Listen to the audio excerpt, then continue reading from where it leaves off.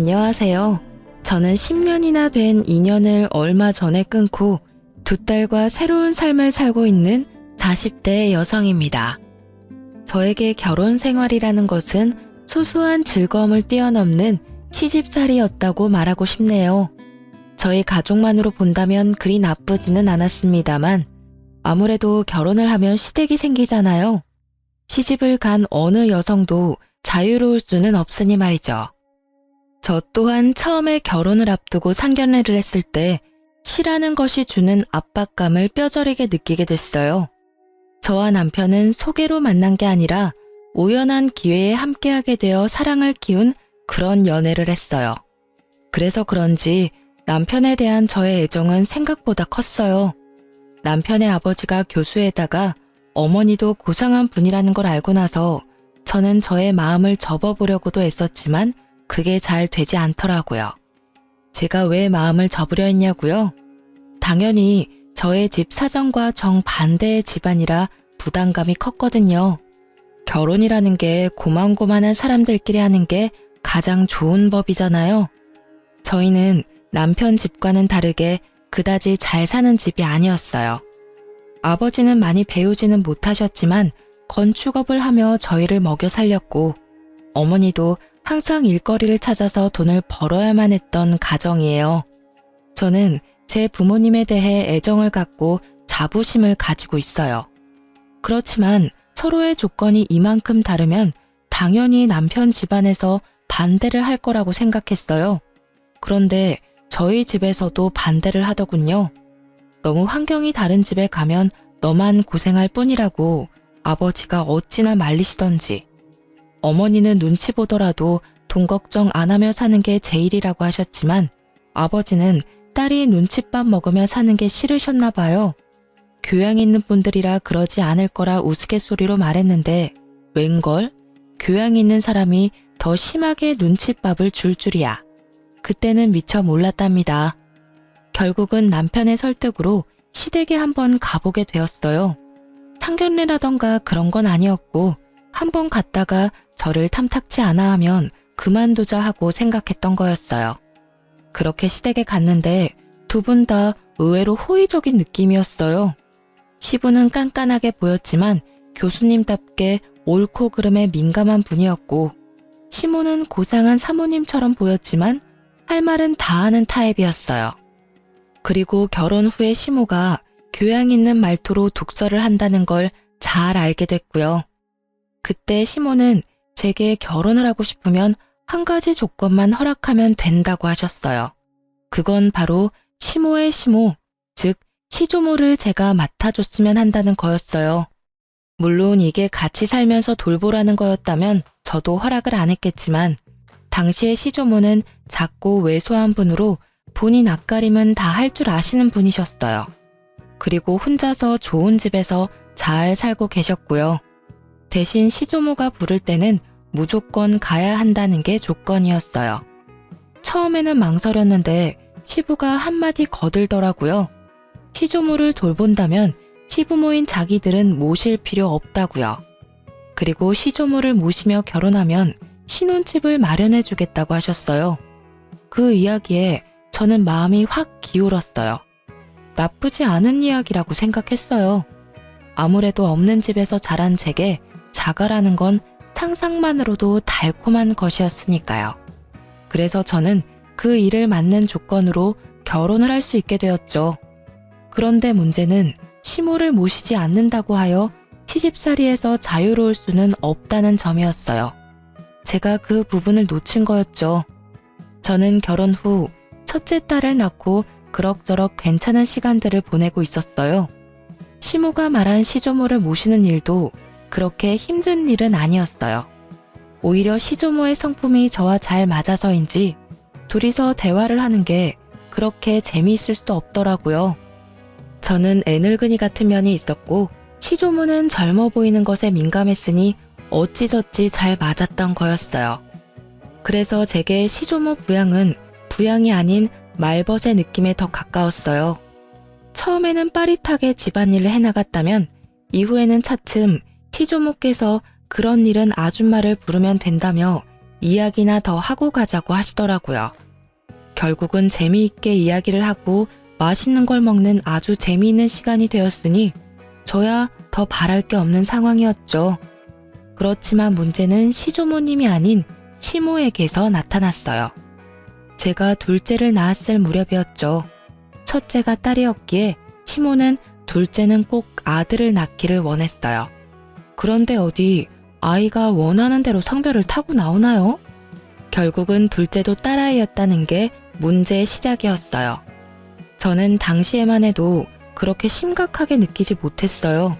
그런데 시부모가 산부인과에 왔을 때 뭔가 잘못됐다는 걸 느꼈어요. 바로 밝은 시부의 표정과는 다른 차가운 시모의 표정 때문이었어요. 시부와 남편이 맛있는 걸 사오겠다며 나간 사이 시모가 제게 말하더군요. 첫째 때는 첫아이라 그러려니 했는데 두 번째까지 딸인 건 좀 너무하지 않니? 어떻게 넌 아들 하나를 못 낳아? 정말. 내가 남편 때문에 금팔찌를 사오긴 했다만 솔직히 네가 감히 이걸 받을 자격이 있는지는 너 스스로 생각해봐. 그리고 딸 낳고 조리할 생각은 하지 말고 보름 뒤에 집에서 김장하니까 그때 꼭 와서 거들고 가거라. 보름 뒤요? 애가 아직 어려서 다른 데 맡기기가 힘든데 올해만 좀 봐주시면. 봐주긴 뭘 봐줘? 내가 심하다고 생각하니? 아니야, 네가 나한테 너무한 거지. 어떻게 내리 딸만 낳을 수 있어? 아들이 없으면 우리 집 재산은 누가 지내? 저는 시모의 말에 할 말이 없었어요. 제가 잘못해서가 아니라 어이가 없어서요. 이 말도 안 되는 언행에 어디를 어떻게 어디서부터 지적해야 할지 알 수가 없었으니까요. 시부와 시모가 돌아오니 시모는 제게 언제 그랬냐는 듯 조리 잘하라며 덕담을 하고 돌아가시더군요. 참으로 가증스러운 모습이었어요. 저는 참다 못해 남편에게 말했어요. 어머님이 보름 뒤에 김장할 때 나더러 오래. 나 몸도 안 좋은데 김장까지 하면 진짜 반은 죽을지도 몰라.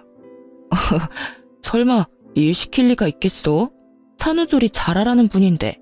그냥 손녀 보고 싶은 마음에 당신을 부른 거겠지. 일한다 생각하지 말고 갔다 와. 첫째는 내가 봐줄까? 진짜 그럴까? 근데 어머님이 아들 원하셨는데 딸 낳아서 많이 실망하시던데 그 부분에 대해서 들은 건 없어? 아니, 설마. 요즘 세상이 어떤 세상인데 딸 아들 구별해. 나는 아들보다는 딸이 더 좋아.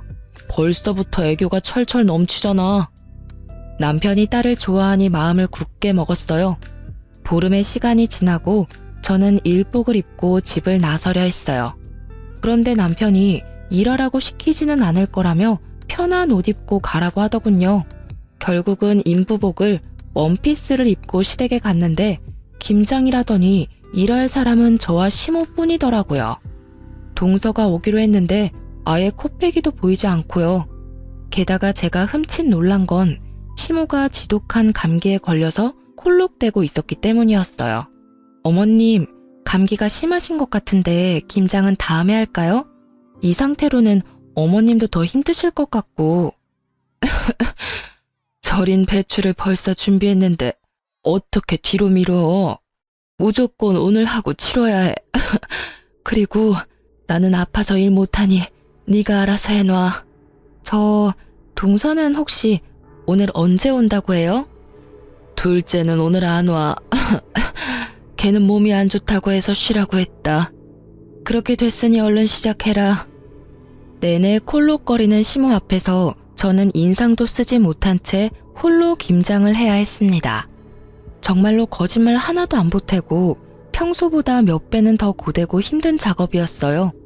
결국은 혼자서 배추와 사투를 벌인 끝에 김장이 끝났고 집에 돌아온 저는 근육통으로 저녁 내내 앓아야 했어요. 그리고 그 다음날부터는 열이 오르는 바람에 아이들을 안아보지도 못하고 병원까지 다녀왔어야 했죠. 시모에게 옮은 감기가 어찌나 독한지 아이들을 안아볼 수도 없게 막더라고요. 제가 애들을 볼 수 없으니 결국 남편이 애들을 떠안게 됐고 그 때문에 남편은 남편대로 애 둘을 보느라 힘든지 은근히 제 탓을 하더라고요. 아니, 도대체 어디서 감기로 옮아온 거야? 갓난쟁이 돌보면 집에 딱 붙어 있어야지. 당신 김장 갔던 날 평소보다 늦게 들어왔던데 어디 다른 데 가서 있었던 거 아니야? 산후조리 해야 할 사람이 몸 관리를 어떻게 하길래 감기에 걸려? 머리 아프니까 나한테 뭐라고 하지 마. 내가 가고 싶다고 했어? 오라고 한 건 어머님이고 등 떠민 건 당신이야. 그리고 그 감기균이 어디서 옮아온 건지 가르쳐 줄게. 어머님이 감기 걸리셨더라고. 동서도 불참한 상태에서 나 혼자 김장하느라 정말 죽을 뻔했거든? 어떻게 몸조리도 안 끝난 사람을 불러서 일을 시켜. 당신한테 말하기 힘들어서 말 안 했는데 어머님이 나 둘째 낳고 무슨 소리 했는지 알아? 딸 낳고 무슨 산후조리 하냐고 혼내시더라. 그리고는 김장 오래잖아. 아들 못 낳은 게 내 탓이야? 내 탓이냐고. 그게 사람을 이렇게 못살게 굴 이유가 되는 거야? 결국 저는 터져버렸고 그 이야기를 들은 남편은 깜짝 놀라더니 그 길로 씩씩거리며 시댁에 전화를 하더군요.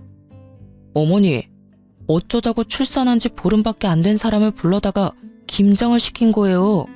그것도 혼자서 했다는데 대체 무슨 생각이신 거냐고요? 지금 집사람 아파서 몸도 못 가눌 정도라고요. 그것 때문에 지금 제가 얼마나 고생하고 있는지 알기는 아시냐고요. 걔가 아픈데 왜 네가 고생을 해? 며느리 좀 바꿔봐라. 너한테 일 시키는 거면 내가 한 소리 좀 해야겠다. 어머니가 지금 제 일을 만들어주고 있잖아요. 어머니가 집사람한테 옮긴 감기 때문에 집사람이 애를 못 보잖아요. 이제 막 보름 된 둘째에 감기라도 옮으면 어머니가 책임지실 거예요? 엄마가 애를 못 보니 저라도 애를 봐야 할 거 아니냐고요. 결국 시모는 별말 못하고 전화를 끊었죠. 솔직히 입이 10개라도 할 말이 없을걸요? 그러게 면역력 떨어진 산모를 왜 데려오냐 이 말이에요. 그렇게 1차로 이야기가 끝난 줄 알았는데 감기가 가라앉고 나서 시부가 저희 부부를 시댁으로 불렀어요. 저는 남편과 시댁으로 갔는데 시부의 표정이 아주 무시무시하더라고요. 그래, 아가, 감기는 다 나았고? 네, 아버님, 이제 감기는 다 나았어요. 그런데 어쩐 일로 부르셨는지. 너 혹시 이번에 김장하러 왔었니? 네, 김장하고 갔는데 혹시 무슨 문제라도 있으셨나요? 그때 제가 너무 경황이 없어서 혹시라도 김치 맛이 이상하다면 죄송합니다. 그랬구나. 역시 너희 시어머니가 너한테 되지도 않는 시집살이나 시킨 거였어. 당신은 그렇게 할 짓이 없어서 며느리 괴롭혀? 어떻게 출산한 지 보름밖에 안 된 며느리를 데려다가 김장을 시켜? 아니, 딸 낳고 뭐가 자랑이라고 미역국을 끓여 먹고 팔자 좋게 산후조리를 해요. 옛날 같았으면 당장 나가서 일할 상황이라고요. 그리고 며느리 둘이 다 안 하겠다는데 그럼 김장은 뭐 나 혼자 해요? 그럼 며느라가 김장은 누구랑 같이 했는고? 저 혼자 했어요. 동서도 그날 안 왔거든요. 어머님도 기침 감기 때문에 계속 콜록거리고 계셔서 제가 일을 다 해야 했어요. 어머님이 그날 다 해야 한다고 하셔서.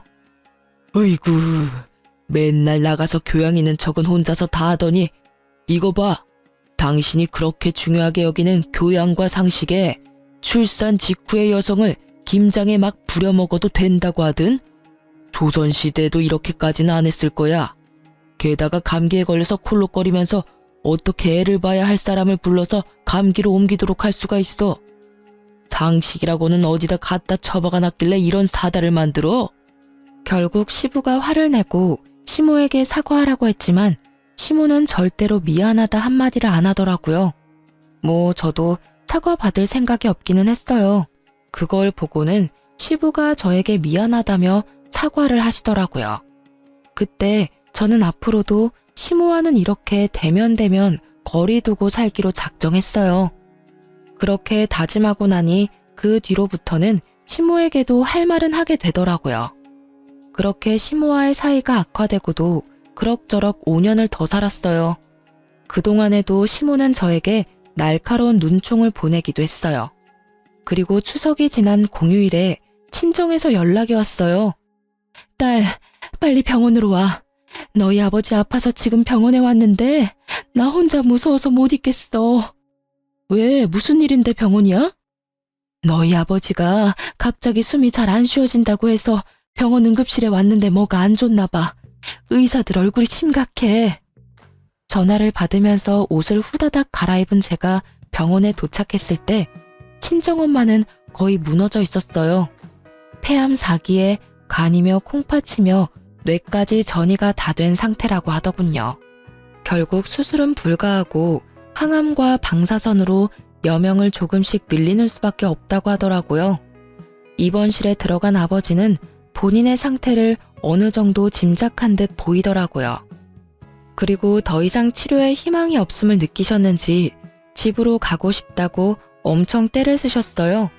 마음 같아서는 계속 병원에 두고 싶었지만 집이 보고 싶었을지도 모른다는 생각에 엄마와 저는 아버지를 집으로 데려왔고 가족 모두가 함께 하기로 했어요. 그래서 남편과 시조모에게도 미리 말을 했어요. 며칠이 될지 몇 주가 될지는 모르겠지만 친정에서 당분간 지내겠다고요. 물론 아이들은 데리고 가기로 했어요. 손녀들 얼굴 보면 아버지께 희망이 조금이라도 생기지 않을까 하는 마음에서 데리고 간 거였어요. 아버지가 너무 좋아하시더라고요. 병원에 있을 때보다 훨씬 얼굴이 좋아 보였어요. 물론 몸 상태는 안 좋으셨지만 마음이 편안해 보이는 게 보여서 저도 좋았죠. 그렇게 한 사흘쯤 됐을까요? 그때 시모가 급한 일이 있으니 시댁에 좀 오라더라고요. 아버지의 상태가 그리 좋지 않아 거절하려고 했는데 시모가 무조건 와야 된다는 거예요. 그만큼 중요한 일이 뭐가 있나 생각해봐도 전혀 생각이 나지 않으니 결국은 잠깐 갔다 오기로 했어요. 시댁에 갔더니 동서가 집에 와 있더라고요. 동서는 보름 전 출산을 하고 이제 막 조리원에서 나온 상태였거든요. 처음에는 설마 시모가 동서의 산후조리를 해주려나 하는 생각을 했어요. 동서는 시모가 원하는 아들을 낳았거든요. 그럴 수도 있을 거라고 생각했는데 제 예상은 완전히 빗나갔어요. 왔으면 빨리 네 동서 수발이나 들어라. 넌 뭘 하느라 집에 없어? 하긴 딸만 둘 낳은 네가 이렇게 아들 낳은 동서 얼굴 보는 것도 민망하겠지. 그래도 이럴 때는 네가 솔선수범으로 와서 도와야 하는 게 맞는 거 아니니? 동서의 아들을 품에 안고 어르는 것을 보니 우리 아이들 태어났을 때가 생각나더라고요. 한 번을 안아준 적이 없으면서 손주는 아주 끼고 도는 모습을 보니 참으로 어이가 없더라고요. 제가 아무 말도 없이 미동도 없이 시모만 쳐다보고 있으니 뭐 하냐는 식으로 제게 말하더라고요. 뭐해? 설마 싫은 거야? 그럼 너도 아들을 낳았어야지. 아들도 못 낳은 네가 이 집에서 이 정도도 못하면 안 되지. 뭐라도 도움이 될 생각을 좀 해. 하기 싫은 티 내지 말고. 도대체 뭐가 문제인지. 우리 집 장손에 문제가 있는 건 아닐 거고 밭이 좋지 않은 거지. 그래도 둘째가 이리 아들을 척하니 안겨주니 얼마나 좋아? 시모는 이미 저와 이야기를 할 상황이 아니더군요. 저는 고개를 흔들며 동서를 봤어요. 설마 동서도 이 어이없는 연극 같은 일에 동조한 건 아니지 않을까 했는데 제 예상이 빗나갔더라고요. 동서는 침대에 누워서 저한테 말하더라고요. 죄송해요, 형님. 그런데 물 좀 가져다 주시면 안 될까요? 몸이 엄청 안 좋네요. 그리고 저 먹고 싶은 거 있는데 잡채랑 갈비찜 좀 만들어 주시면 안 돼요? 몸이 아직 안 풀려서 그런지 몸에 좋은 음식들이 막 먹고 싶네요. 실실거리며 시켜 먹으려는 동서를 보니 아주 배알이 뒤틀리더라고요. 출산 후 딱 보름, 저는 그때 김장을 하고 있었죠. 이런 극진한 수발 같은 거 받아본 기억도 없는데 정말 화나더라고요. 위독한 아버지 놔두고 여기 오게 만든 것도 열받았어요. 중요한 이유도 아닌 그저 동서의 산후조리를 위해 제가 가족과 보낼 수 있는 유일한 시간을 뺏겼다는 것이 너무 열받는 일이었거든요. 결국 이런 말도 안 되는 일에 제 입에서도 고운 말이 나오지는 않더라고요. 어머님, 제가 딸만 낳아서 미운 건 아시겠는데 때를 좀 가려서 이런 일 시키세요. 제가 분명히 아버지 위독하셔서 아버지 곁에 있어야 된다고 말씀을 드렸는데 이렇게 부르는 건 상식 밖의 일 아닌가요? 그리고 아들이 그렇게 좋아서 동서 수발 들고 싶으면 어머님 본인이 하세요. 왜 저한테 그런 일을 시키세요? 게다가 요즘에 도우미도 부를 수 있는데 일부러 저한테 시키는 것 자체가 저를 괴롭히려는 것으로밖에 안 보인다고요. 아시겠어요? 그리고 동서도 이러는 거 아니지. 내가 손윗 사람인데 아주 턱짓으로 사람을 부려먹으려고 해. 물 먹고 싶으면 알아서 가져와서 먹어. 손이 없어 발이 없어. 이런 일로 저 부르지 마세요. 아니 뭐 저런, 네가 뭐가 바빠서 이런 일도 못 도와줘? 그럼 늙은 내가 며느리 수발 들어야 되니? 어머님이 여기에 동서 불렀을 거 아니에요. 그럼 어머님이 책임지셔야지. 왜 이제 와서 애먼 사람한테 난리래요? 다 됐고 저 이제 부르지 마세요. 그렇게 말하고 나오는데 친정 엄마에게서 전화가 왔어요. 절대로 듣고 싶지 않았던 소식, 바로 아버지의 임종이었어요. 결국은 저는 시모의 이런 상식 밖의 행동 때문에 아버지의 임종조차 지키지 못한 딸이 되었어요. 그게 너무 원통하더라고요. 그렇게 계속 있었는데 가시는 길 배웅을 못하다니. 그래도 장례는 치러야 하잖아요. 그래서 마음을 다잡았어요. 시모의 일은 접어두고 이 장례식을 잘 치러야겠다는 생각만을 하고 있었는데 제 불붙은 가슴에 기름을 끼얹은 일이 다시 일어났어요. 이번에는 아예 대참사 수준의 사건이었죠.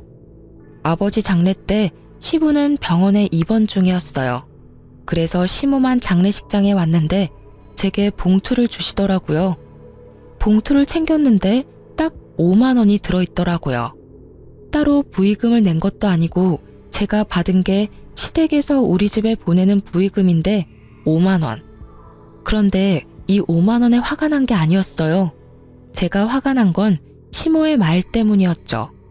시모는 제게 5만 원의 부의금을 건네더니 차가운 목소리로 말하더라고요. 사돈어른께서 가시는 길이 참 마음이 아프시겠네. 아들도 못 낳는 딸 낳아두고 저 세상 가는 마음이 어떻겠어?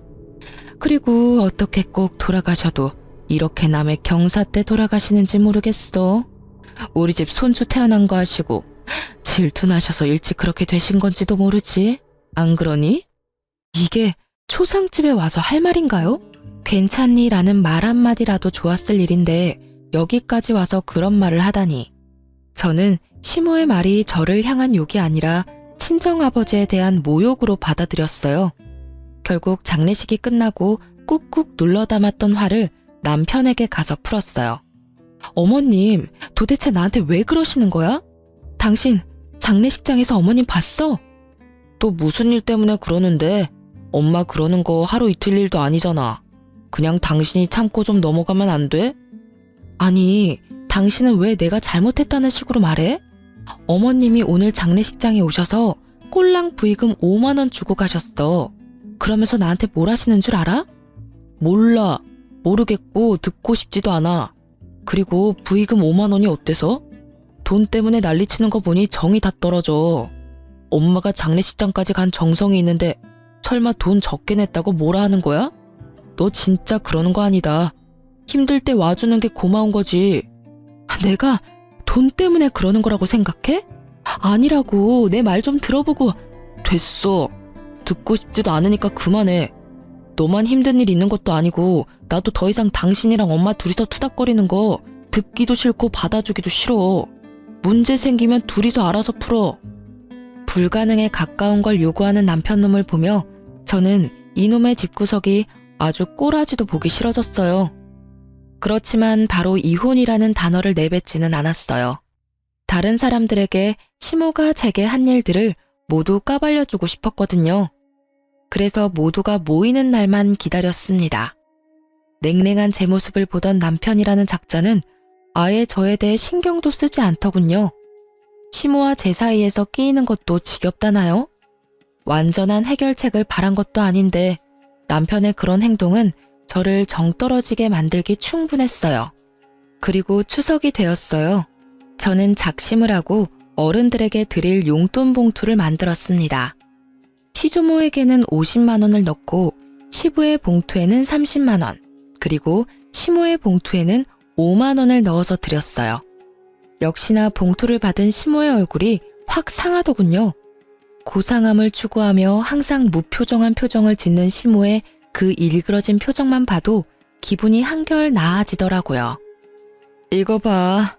얘는 이래서 안 된다니까. 너 설마 시아버지, 시조모님 봉투에까지 이런 장난친 거 아니지? 이게 뭐야, 애들 용돈도 아니고. 네 동서는 봉투에 50만 원 두둑히 넣어왔던데 넌 꼴랑 5만 원 넣어왔어? 나이가 들면 나이가 든 행동을 해야지. 너보다 어린 우리 둘째 며느리가 뭘 보고 배우겠니? 윗물이 맑아야 아랫물이 맑다는데 너희는 어찌 된 게 이렇게 정반대야? 집에 도움이 되는 일을 못했으면 이런 날 부모님 기쁘게 해드릴 노력 같은 건 아예 없고. 아들아, 너 장가 잘못 갔어. 참 모질다 싶은 말들만 골라 하더라고요. 그래서 저도 따박따박 말해줬죠. 그럼 동서는 아버지 돌아가시면 50만 원 드리겠네요? 동서는 좋겠어. 이렇게 좋은 시어머니도 두고. 근데 어머님, 제가 생각이 없어서 5만 원 넣었겠어요? 어머님이 제 아버지 돌아가셨을 때 장례식장에서 5만 원만 주셔서 그렇게 담았을 뿐이에요. 어머님이 하신 그대로 돌려드렸는데 뭐가 문제인지 잘 모르겠네요. 제 이야기를 듣고 있던 시부가 깜짝 놀라더니 시모에게 따지더라고요. 이게 무슨 소리야 당신? 내가 준 돈 200만 원은 어쨌어? 장례식장 갈 때 내가 봉투에 넣어준 돈. 시부가 나서서야 시모의 표정이 살짝 당황하더라고요. 그렇지만 여전히 뻔뻔한 고상함을 무장한 채 한마디도 지지 않고 역같은 소리를 짓거리더군요. 아니, 아들도 못난 며느리예요. 아무리 사돈 어른이라도 그만큼 받을 만한 이유가 없죠.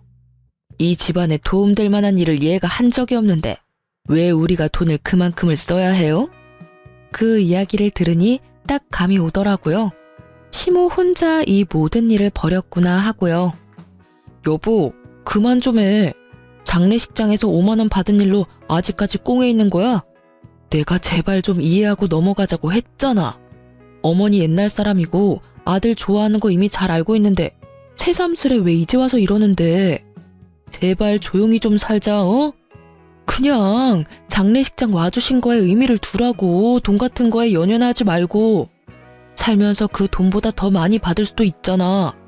남편 놈은 시모 말을 듣고도 제 엄마 두둔하기 바쁘더라고요. 딸을 좋아하지만 엄마도 포기 못하는 거겠죠. 참 효자예요. 그걸 보는 저는 우라통이 터지지만요. 5만 원 받아도 상관없었어. 그런데 돌아가신 고인에게만큼은 예의를 다해야 됐던 거 아니야? 어떻게 장례식장에 와서는 딸한테 아버지를 욕보일 수가 있어. 도대체 무슨 생각으로 그런 말 하셨어요? 말해보세요. 아들도 못 낳는 딸 놔두고 가는 아버지 심정 운운할 때 도대체 무슨 생각을 하셨냐고요. 저는요, 당신 때문에 저희 아버지 임종도 못 지켰어요. 그 잘난 아들 낳은 동서 산후조리 수발 들라며 저 불러냈을 때 저희 아버지 돌아가셨거든요. 이러니 제 가슴에 못이 박히지. 아버지 마지막도 못 본 저한테 장례식장에서까지 그런 말씀 하셨어야 했어요? 그건 저를 욕보인 게 아니라 저희 친정 아버지를 욕보인 거라고요. 악에 받쳐 말하는 제 말에 시부의 얼굴이 터질 것처럼 벌겋게 달아오르더라고요. 뭐? 아니 이 옆에 내가 정신이 나갔어? 어디 장례식장에서 그런 막말을 하고 와? 그리고 임종 지키러 간 며느리를 왜 다시 불렀어? 그딴 쓸데없는 이유로. 내가 부끄러워서 고개를 들고 다닐 수가 없어. 다른 사람도 아니고 사돈 장례식장에서 그런 미친 짓을 하고 온 게 내 마누라라니. 그렇게 고상하고 상식을 찾고 돌아다니더니 이거 봐, 아주 단단히 미쳤네. 인간이 어떻게 인간의 탈을 쓰고 사돈 장례식장에 가서 그런 말도 안 되는 말을 내뱉고 와. 당신 도대체 뭐 때문에 이러는 거야? 시부의 호통 소리에 집안이 조용해졌어요. 그리고 남편놈의 얼굴도 당황한 표정이 역력했죠. 제 말을 들으려고 하지도 않는 바람에 시모가 제게 그런 말을 했던 걸 지금 알게 됐으니까요. 당신은 그 중요한 이야기를 왜 지금 해? 미리 말했으면 내가 잘 알아서. 듣고 싶지 않다며. 알아서 잘 좀 하라며. 이제 둘 사이 신경 안 쓰겠다고 한 사람이 누군지 알아? 내가 왜 말을 안 했겠어? 말하려고 했는데 당신이 안 들은 거잖아. 나는 당신한테 이미 정이 다 떨어졌어. 이야기를 들을 준비조차 안 된 사람하고는 같이 못 살아. 그러니까 우리 이혼해. 갑자기 무슨 이혼이야? 다시 생각해봐. 어머니도 빨리 사과하세요. 이건 아무리 봐도 어머니가 잘못하신 거예요. 장례식장에서 왜 그런 소리를 하신 거예요? 남편 놈이 그제야 뒤늦게 시모를 닥달했지만 시모는 눈도 깜빡하지 않더라고요. 이 와중에 동서는 두 눈 동그랗게 뜨고 구경만 하고 있고요. 조만간 둘 다 눈 돌아갈 일들이 생길 텐데 말이죠. 그때 시모가 차분하게 한마디 하더군요. 이혼해. 너는 뭘 그렇게 잘했다고 이렇게 당당하게 굴어? 아들도 못난 너 같은 건 이 집안에 필요 없어. 그리고 시어머니 못난 점 남들한테 다 까발리는 나쁜 며느리도 나는 필요 없다. 그러니 헤어져. 네, 못할 건 없죠. 저도 남의 아버지 장례식장에 와서 아버지랑 그 딸한테 나란히 모욕을 준 사람을 제 시어머니로 모시고 싶지 않으니까요.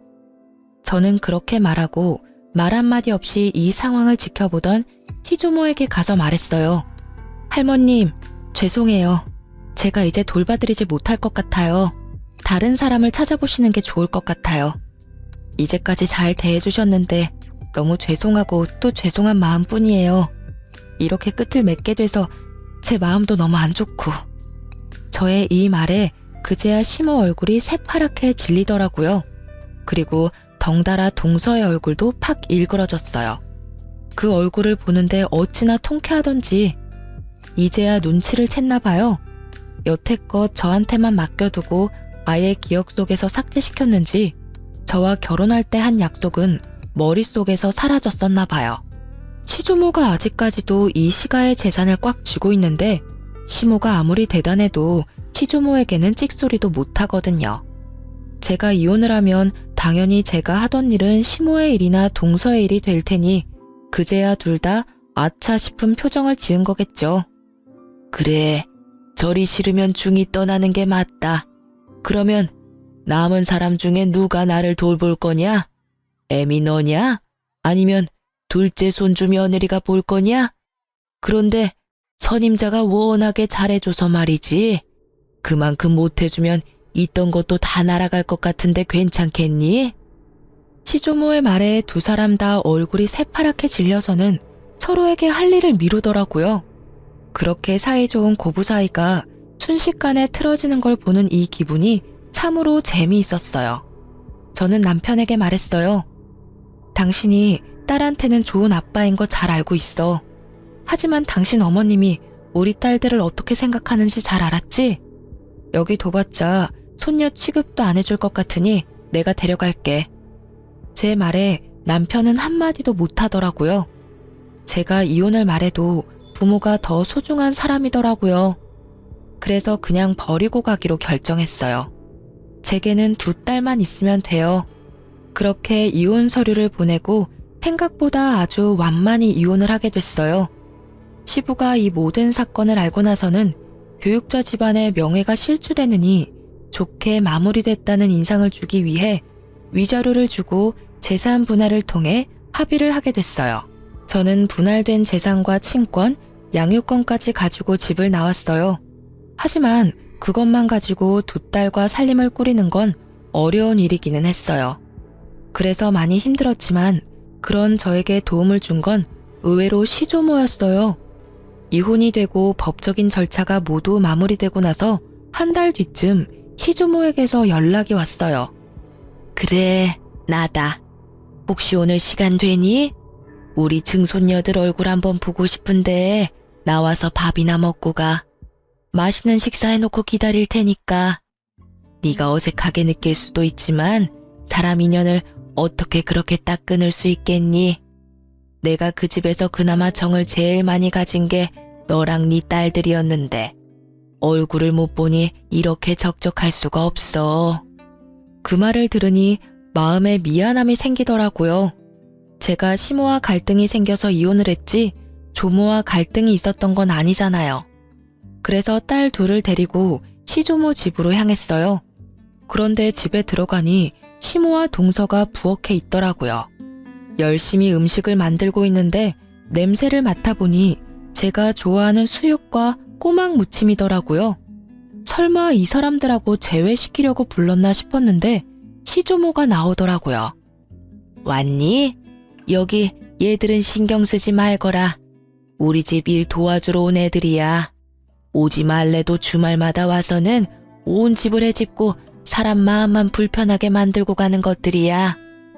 딱 봐도 말에 가시가 돋친 것이 이들 사이에 무슨 일이 생긴 것 같더라고요. 제가 딸들과 함께 테라스로 향하자 시모의 눈이 저를 뚫어지듯 쳐다보더라고요. 제가 온 것이 무척이나 기분 나쁜지 표정이 어마무시했어요. 그렇지만 저는 손님 자격으로 온 것이니 싹 무시하고 시조모를 따라 테라스에 마련된 테이블로 향했어요. 너 앞으로 이렇게 말벗하러 올 생각 없냐? 늙은이 혼자 심심해서 안 되겠어.